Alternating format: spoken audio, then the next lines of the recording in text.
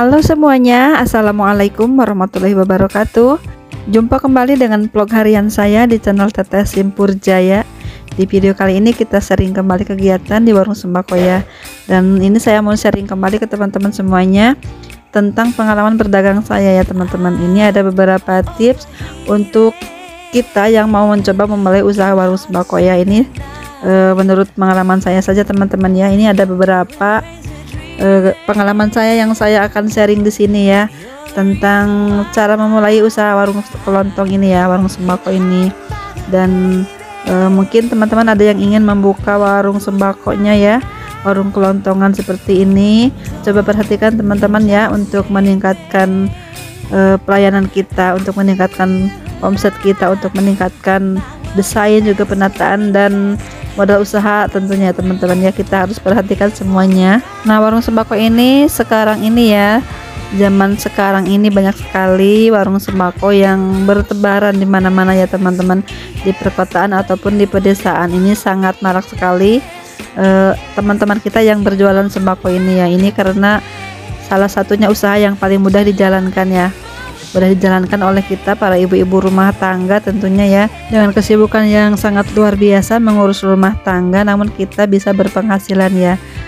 Melalui usaha warung sembako ini kita dapat berpenghasilan biarpun tidak keluar rumah ya. Jadi kita bisa mengurus usaha sekaligus mengurus rumah tangga ya, juga mengurus anak-anak juga ya teman-teman di rumah, sekalian gitu deh gitu ya, kerjaan kita jadi double. Tapi nggak apa-apa ya teman-teman, yang penting kita dalam keadaan sehat walafiat dan selalu semangat tentunya ya.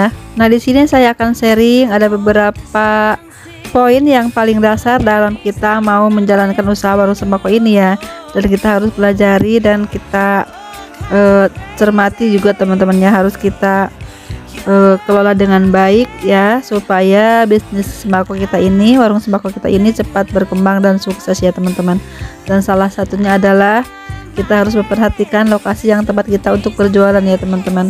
Dan lokasi itu sangat menentukan kita saat mempunyai usaha warung sembako ini, karena lokasi itu menjadi hal penting dalam membangun usaha warung sembako ya. Sedikit atau banyaknya pembeli itu sangat ditentukan oleh lokasi toko kita.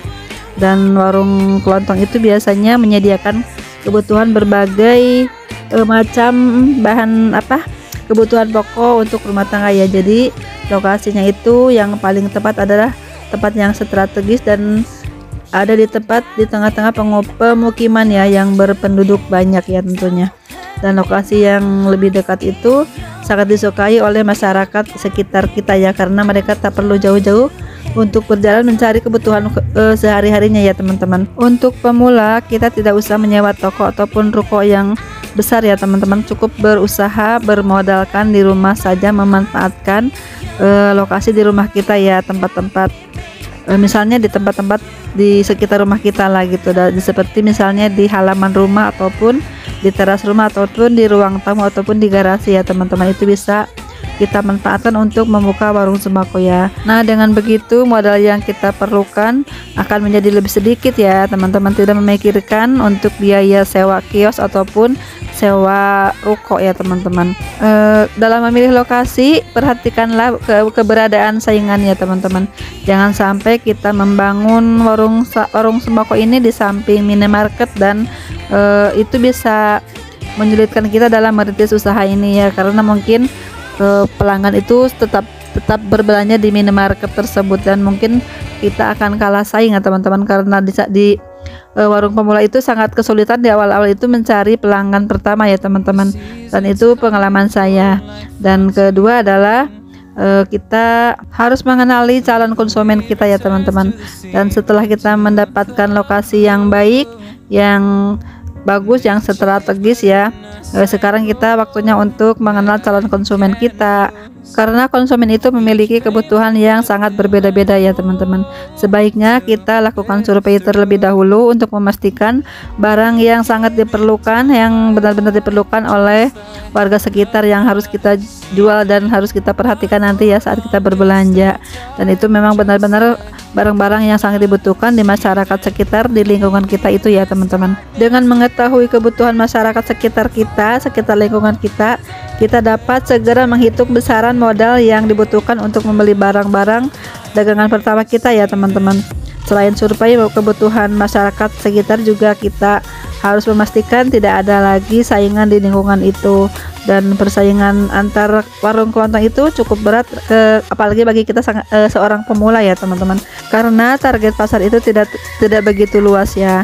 Keuntungan yang kita dapat pun dari bisnis warung sembako ini tidak langsung besar jumlahnya ya teman-teman, jadi bertahap gitu ya, masih keuntungan masih misalnya 5% atau 8% untuk pemula ya teman-teman. Itu yang saya lakukan dulu. Nah, poin yang ketiga adalah kalau kita mau membuka usaha warung sembako itu adalah poin ketiga itu penting juga ya teman-teman, itu adalah modal usaha ya. Modal usaha untuk kita pemula membuka warung sembako ya. Ketika kita ingin memulai sebuah usaha ya, sebaiknya gunakanlah uang tabungan ataupun uang milik pribadi ya. Jangan dulu mengambil kredit di bank ataupun di rentenir ya teman-teman. Itu akan menyulitkan kita dalam hal setorannya dalam per bulannya nanti ya teman-teman.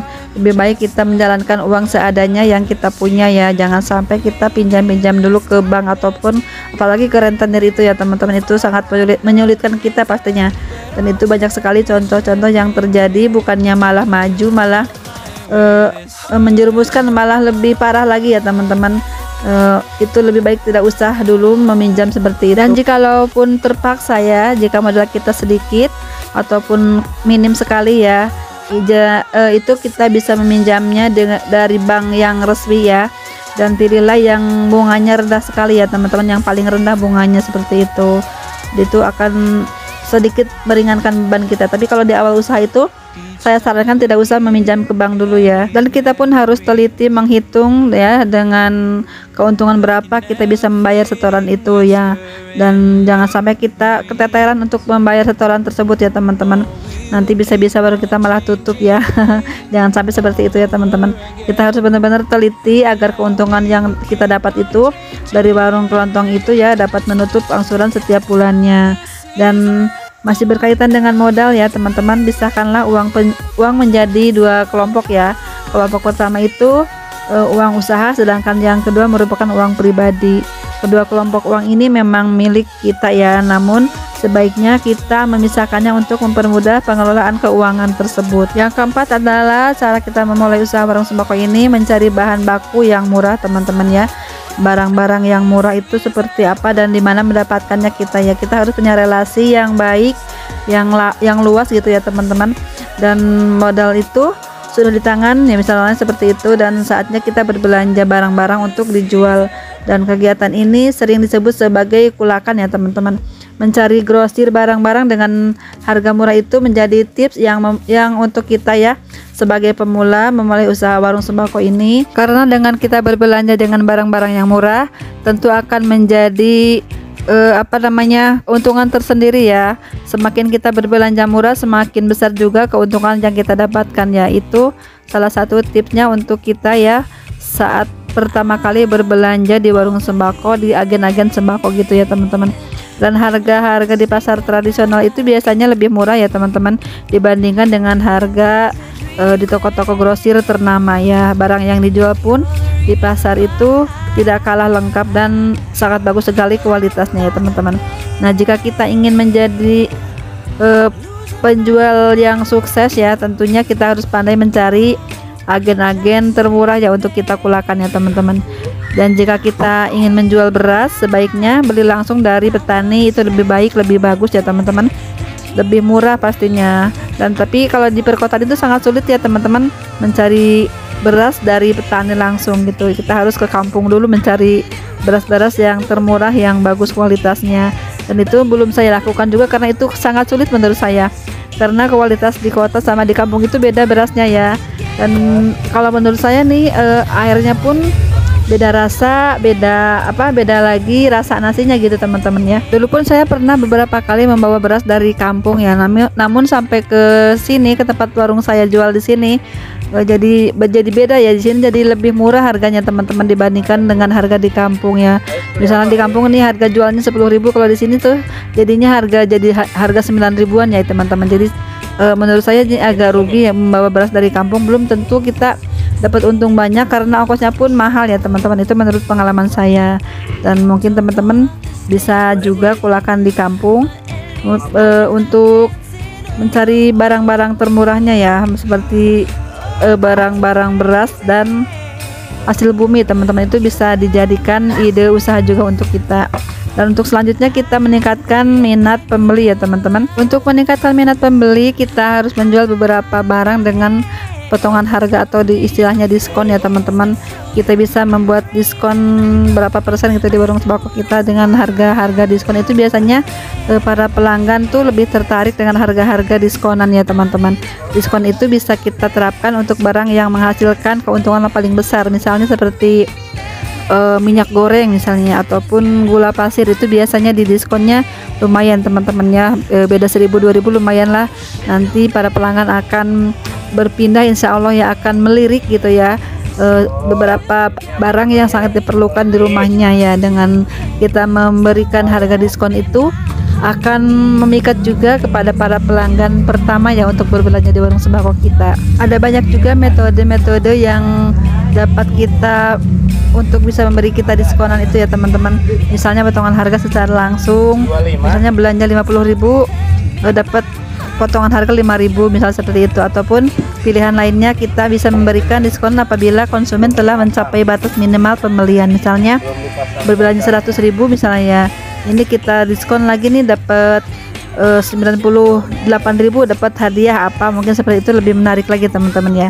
Dan cara ini yang dinilai cukup efektif untuk mengenalkan toko kelontong kepada masyarakat di sekitar kita ya. Dan yang kelima adalah cara kita membuka usaha warung sembako itu membuat warung kita itu lebih menarik ya teman-teman. Pastikan juga sudah memahami dan dapat membayangkan bagaimana sih kondisi warung sembako kita nanti. Apakah barang-barangnya mau digantung ataupun mau diletakkan di dindingnya seperti itu menggunakan rak-rak yang seperti sekarang ini, ataupun hanya menggunakan etalase aja gitu. Itu hanya sebagai gambaran ya teman-teman. Jika ingin memulai usaha ini dengan modal seadanya, lebih baik digantung saja menurut saya teman-teman.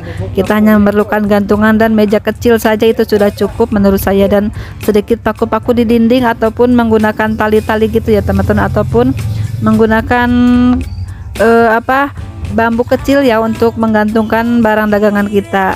Nah, nanti kedepannya setelah kita berjalan memulai usaha ini, kita bisa berinovasi ya dengan sebaik mungkin ya, memberikan sentuhan-sentuhan ya di barang-barang kita itu, di dagangan kita itu ditata lebih baik dan ditata lebih rapi lagi lah, supaya lebih rapi, supaya lebih menarik lagi. Itu nanti kan seiring waktu berjalan kita akan kelihatan ya, akan terbayang bagaimana gambaran seterusnya seperti itu. Dan biasanya pembeli itu senang melihat barang-barang yang tersusun rapi dan kebersihan yang terjaga ya teman-teman.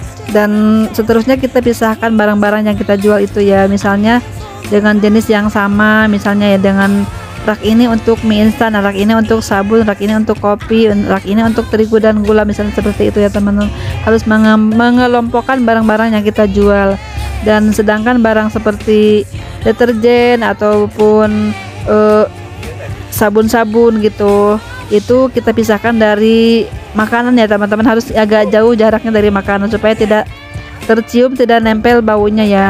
Dan itu tidak ada salahnya jika kita meniru display yang biasanya ditemukan di minimarket, dan letakkanlah barang-barang yang pertama kita belanjakan itu di depan ya, supaya lebih cepat terjualnya. Dan selalu perhatikan juga tanggal kadaluarsanya ya dari semua produk yang kita jual ya. Dan jangan sampai kita memberikan barang yang sudah tak layak untuk dikonsumsi ya teman-teman.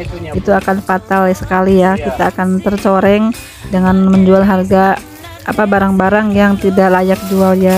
Selain berbahaya, konsumen juga bisa-bisa pindah berbelanjanya ke warung lain ya. Dan yang keenam adalah cara kita membuka warung sembako itu adalah, perhatikan juga ini tip ini ya, memberikan pelayanan yang baik kepada pelanggan kita teman-teman ya. Kualitas pelayanan itu menjadi ujung tombak dari setiap bisnis ya. Bisnis apapun kalau pelayanannya kurang baik ya, kita pasti kurang bagus lah pelayanannya. Jadi kita ogah-ogahan gitu kan ya, apalagi sebagai pembeli penjual gitu ya, kita harus sangat bagus sekali ya pelayanan kepada pembeli ya. Dan bisnis perdagangan ini sangat identik sekali dengan pelayanan ya teman-teman. Orang akan lebih senang berbelanja di toko kita itu karena jualnya murah mungkin ya, karena pelayanannya ramah seperti itu, yaitu menjadi ciri khasnya warung kita tentunya ya teman-teman. Jadi harga murah saja tidak cukup ya untuk menarik perhatian pelanggan teman-teman. Jika kita tidak ramah kepada pembeli ya teman-teman. Yang ketujuh adalah cara kita membuka warung sembako agar cepat berkembang itu adalah kita harus punya pembukuan ya teman-teman. Pembukuan itu hal penting juga di warung sembako kita itu ya, supaya kita mengetahui keluar masuknya barang atau keluar masuknya uang yang kita kelola ya teman-teman, supaya ada rinciannya ya. Oh, hari ini beli ini gitu, hari ini beli ini gitu, ataupun suatu saat kita memakai uang, jadi kita tahu lah kita dipakai apa saja uang kita itu ya, uang modal kita itu dipakai apa saja. Kalau sudah ada rincian di bukunya itu kan enak ya, kita tidak menduga-duga ataupun tidak salah sangka untuk apa gitu kan ya teman-teman. Jadi kita ada catatannya ya, jadi kita bisa melacaknya dengan mudah keuangan kita tersebut teman-teman.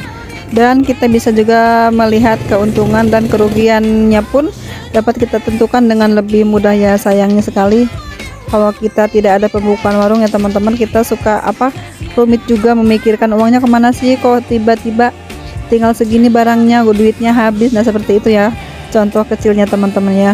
Nah itulah ya teman-teman video saya kali ini tentang cara membuka warung sembako supaya cepat berkembang, dan ini cocok sekali untuk pemula yang mau memulai usaha warung sembako ya teman-teman. Usaha rumahan yang mudah dijalankan ya. Terima kasih semuanya sudah menonton video ini sampai selesai, semoga ada manfaatnya ya. Terima kasih semuanya, sampai jumpa di video selanjutnya. Assalamualaikum warahmatullahi wabarakatuh. Tetap semangat semuanya.